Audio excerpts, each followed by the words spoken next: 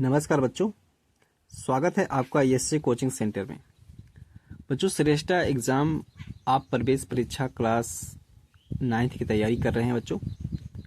तो इसी क्रम में आज के इस वीडियो में आप लोग के मैथ के सिलेबस के फर्स्ट चैप्टर परिमेय संख्या से कुछ महत्वपूर्ण प्रश्न बताऊंगा और कुछ क्वेश्चन आप लोग को दूंगा भी, ठीक है, जिससे आप लोग को ये चेक होगा कि आप लोग क्या सीरियस में तैयारी कर रहे हैं या नहीं कर रहे हैं, ठीक है। अगर इन सभी प्रश्नों को जवाब आप लोग देते हैं तो ये मान के चलिए कि आपकी तैयारी का लेवल ठीक ठाक है, ठीक है बच्चे। देखो यहाँ पर कुछ बच्चे ये कहते हैं, मैसेज करते हैं कि सर क्या आप जो बता रहे हैं उसमें से प्रश्न आएगा। बच्चों देखिए, यहाँ पर मैं जो क्वेश्चन करा रहा हूँ और इसके पहले भी जो मैंने क्वेश्चन कराया है, पिछले वर्ष भी तैयारी कराया है, तो उसमें से क्वेश्चन फंसा है और बच्चों ने प्रवेश लिया है और मेरे पास बच्चों का फ़ोन भी आता था। अभी प्रेजेंट टाइम में नहीं आ रहा है, ठीक है, क्योंकि वहाँ पर थोड़ा सा बच्चों को टाइम कम मिल पाता है।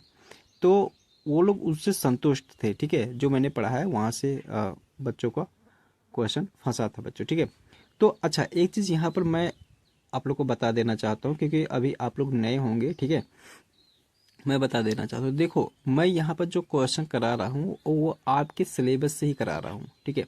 जैसे हमने क्या बताया कि अगर आप प्रवेश परीक्षा क्लास 9th की तैयारी कर रहे हैं तो आपका जो सिलेबस है वो कक्षा 8 का है, 8 का एनसीईआरटी बुक से है, ठीक है, एनसीईआरटी बुक से है। तो एनसीईआरटी बुक मैथ के एनसीईआरटी बुक, ठीक है, जो मैं क्वेश्चन करा रहा हूँ मैथ के एनसीईआरटी बुक से करा रहा हूँ और प्रीवियस ईयर के क्वेश्चन जो आए हुए हैं उससे संबंधित क्वेश्चन करा रहा हूँ, ठीक है।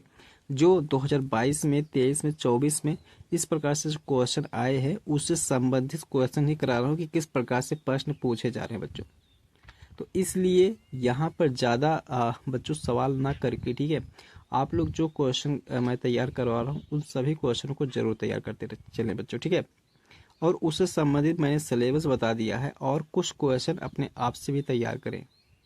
आप लोगों ने कक्षा 8 पढ़ाई किया होगा, वहाँ पर भी एग्ज़ाम दिया होगा, ठीक है, तो कुछ ना चीज़ें वहाँ पर याद ही होगा। जैसे यहाँ पर अभी देखिए, जो यहाँ पर एग्ज़ाम में काफ़ी पूछा जाता है वो पूछा जाता है प्रॉपर्टी, ठीक है।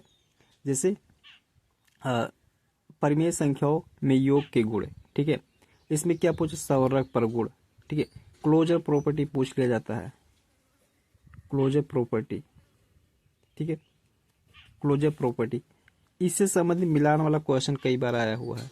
तो क्लोजर प्रॉपर्टी आप लोग बहुत बढ़िया से देख लें, ठीक है। इसके बाद इसी में कम्यूटेटिव प्रॉपर्टी देख लें, ठीक है, इसको देख लें। इसके बाद इसी में देख लें एसोसिएटिव प्रॉपर्टी। ये सभी क्वेश्चन इंपॉर्टेंट है इससे संबंधित, ठीक है। एसोसिएटिव प्रॉपर्टी, इससे क्वेश्चन बनते हैं, तो इसको देख लीजिएगा आप लोग, ठीक है। बहुत ज़्यादा मैं यहाँ पर नहीं बता रहा हूँ, आप लोग को टॉपिक बता दे रहा हूँ कि इस टॉपिक को तैयार कर लीजिएगा। अगर आपको कोई समस्या है, मतलब इसमें कि नहीं तैयार कर पा रहे हैं, तो आप कमेंट करके बताइएगा, उसका एक अलग वीडियो बना दिया जाएगा, ठीक है। चलें, इसके बाद एडिटिव इनवर्स, ठीक है। जैसे मान लेते हैं एडिटिव इनवर्स, ठीक है, ये भी काफ़ी मुख्य है, ठीक है। इसको हिंदी में बोला जाता है योगात्मक प्रतिलोम। जैसे कोई यहाँ पर परिमेय संख्या a/b, तो इसका एडिटिव इनवर्स हो जाएगा -a/b, ठीक है, ऐसे हो जाता है। तो हर एक परिमेय संख्या का योगात्मक प्रतिलोम होता है। अच्छा, योगात्मक प्रतिलोम का मतलब ये होता है, जैसे मान लेते हैं यहाँ ऐसे 2/5 दिया गया है, इसका योगात्मक प्रतिलोम कितना है, -2/5 होगा। अगर हम इसी परिमेय संख्या में इसको ऐड करते हैं तो इसका मान जो हो जाएगा वो हमेशा 0 हो जाएगा, ठीक है। तो इतनी चीज़ें आपने जाना। इसके बाद जो आप लोग को तैयार करना है वो तैयार करना है एडिटिव आइडेंटिटी, ठीक है। क्या तैयार करना है, एडिटिव आइडेंटिटी। ये मुख्य है बच्चों, ठीक है, ये कथन में पूछ लिया जाता है, ठीक है, ये कथन में पूछ लिया जाता है कि योगात्मक तत्सम क्या है, ठीक है। तो ये क्या है, ये बच्चों किसी भी परिमेय संख्या में, ठीक है, एडिटिव आइडेंटिटी ये होता है कि किसी भी परिमेय संख्या में अगर हम 0 को ऐड करते हैं तो वही परिमेय संख्या आता है, ठीक है, वही परिमेय संख्या आता है। तो यहाँ पर जो एडिटिव आइडेंटिटी है वो क्या है, 0 है। और यहीं पर एक टॉपिक और तैयार करना आप लोग बच्चों, ठीक है, वो तैयार करना properties of multiplication of rational number, ठीक है। मतलब कि गुणा में संवरक परगुण देख लेना बच्चों, क्रम विनिमय परगुण देख लेना, मतलब यही सब एसोसिएटिव प्रॉपर्टी देख लेना, डिस्ट्रीब्यूटिव प्रॉपर्टी देख लेना, ठीक है बच्चों। ये सभी प्रॉपर्टी जरूर देख लेना बच्चों, इससे संबंधित क्वेश्चन कथन में आ जाता है, ठीक है। तो उसमें ध्यान से देख लेना बच्चों, ठीक है, ऐसे क्वेश्चनों को। चलिए तो आज का मैं क्वेश्चन बताता हूँ कि आप लोग कौन कौन से क्वेश्चन बताएंगे कमेंट करके कि उसका कौन सा आंसर सही होगा, ठीक है बच्चों।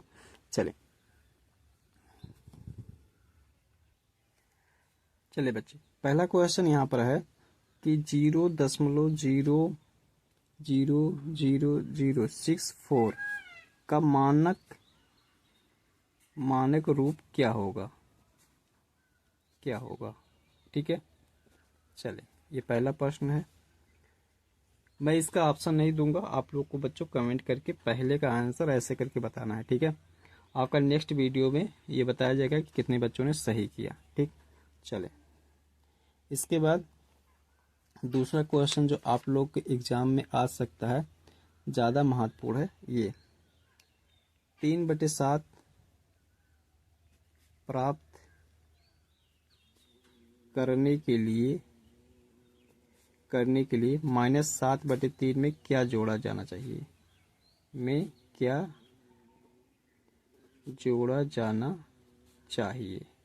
ठीक है। चलो, इसको बताएंगे। तीसरा क्वेश्चन है, चलिए तीसरा क्वेश्चन है, चलो, -3/2 गुणे 4/5 और ये स्मॉल ब्रैकेट है, प्लस है, ठीक है, 9/5 गुणे -10/3 माइनस है, फिर ब्रैकेट 1/2 गुणे 3/4 का मान है, ठीक है। चले, चौथा प्रश्न मैं आप लोग को बताता हूँ बच्चों, ठीक है। चलो, 1 2 3 इसके बाद 5 0 है, ठीक है। 5 0 का मानक रूप है,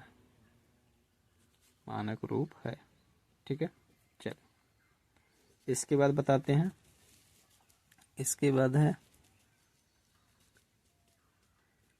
इसके बाद ये प्रश्न यहाँ पर पूछा जा सकता है, 15/-28 को किस संख्या से गुणा करने पर गुणनफल -5/7 प्राप्त होता है। आप लोग केवल आंसर बताइएगा बच्चों, ठीक है। आप सभी लोग को नेक्स्ट वीडियो में बताया जाएगा कितने बच्चों ने सही किया और कितने बच्चों की तैयारी ठीक ठाक चल रही है, ठीक है।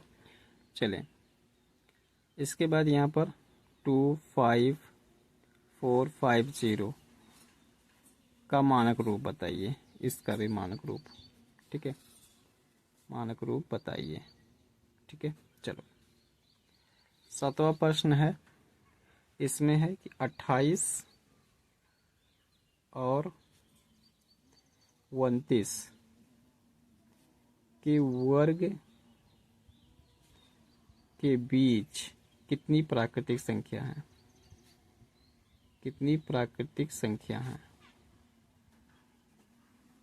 ठीक है। चले, 8वें प्रश्न में है,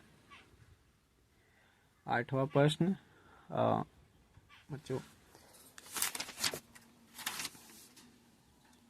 चलिए बच्चों, यहाँ तक मैं 7 क्वेश्चन ही रहने देता हूँ, ठीक है। 7 क्वेश्चन में से मैं देखता हूँ कितने बच्चों का कितना क्वेश्चन सही जाता है बच्चों, ठीक है। जिस बच्चे का 7 में 7 सही जाता है उसकी तैयारी बहुत अच्छे से चल रही है, और जिसका 6 भी सही चला जाता है उसकी भी तैयारी अच्छे से चल रही है। तो कमेंट करके बताएंगे, पहले का ये, दूसरे का ये, तीसरे का ये लिख करके बताएंगे, ठीक है बच्चों।